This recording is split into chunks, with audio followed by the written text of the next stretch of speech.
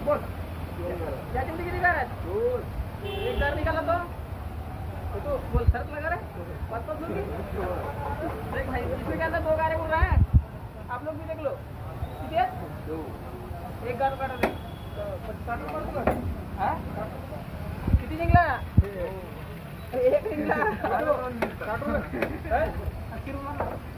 80 रुपये सांगता इथे किती आहे किती आहे काय इथे काय सांगितलं एक जोडून झाले आता चार